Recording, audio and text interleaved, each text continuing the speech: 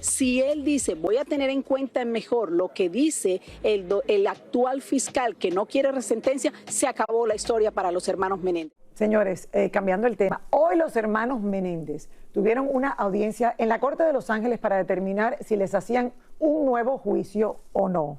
Bueno, Tania Chari está en vivo desde la Corte para que nos cuente todos los detalles. ¿Qué pasó, Tania? Cuéntanos. Hola, Tania.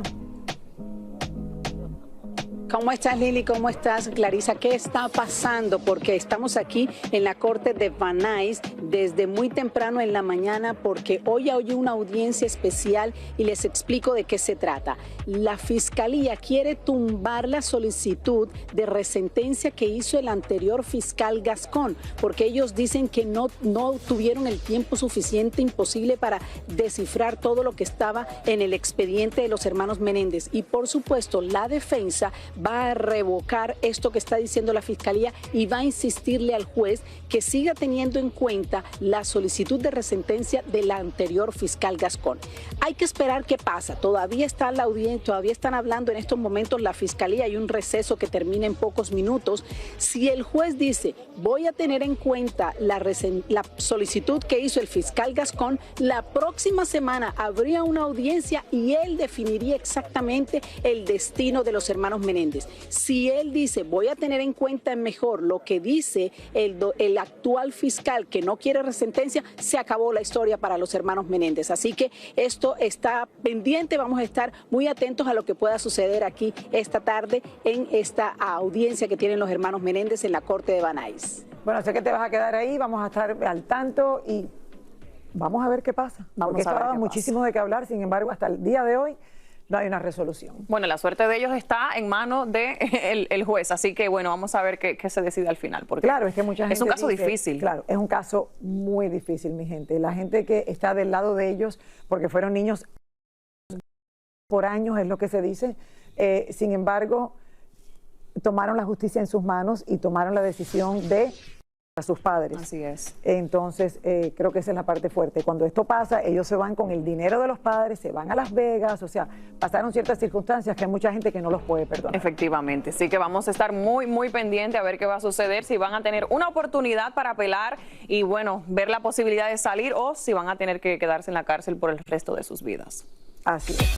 Vamos a comenzar con el fiscal del condado de Los Ángeles, que dijo en conferencia de prensa lo que pensaba sobre la petición que hicieron ellos, señores, para reducir su condena por los asesinatos de sus padres en 1989.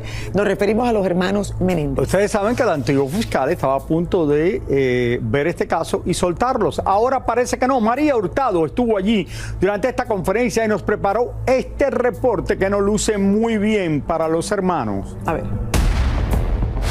El fiscal del condado de Los Ángeles llevó a cabo una rueda de prensa esta mañana para informar qué pasará con el caso de los hermanos Menéndez después de que el gobernador de California ordenara una investigación para determinar si Eric y Lyle Menéndez representarían un riesgo para la seguridad pública en caso de que fueran liberados. Todo indica que el fiscal general de Los Ángeles se opone completamente a una resentencia en el caso de ambos hermanos y todo por una simple razón. Hasta el día de hoy ni Lyle ni tampoco Eric han aceptado su responsabilidad en los hechos y según la fiscalía siguen mintiendo y manipulando los hechos alrededor del cruel asesinato ocurrido en 1989. Como revela un examen completo del expediente, los hermanos Menéndez nunca se han sincerado y admitido que mintieron sobre su defensa propia, así como sobornaron el perjurio de sus amigos por las mentiras, entre otras, que su padre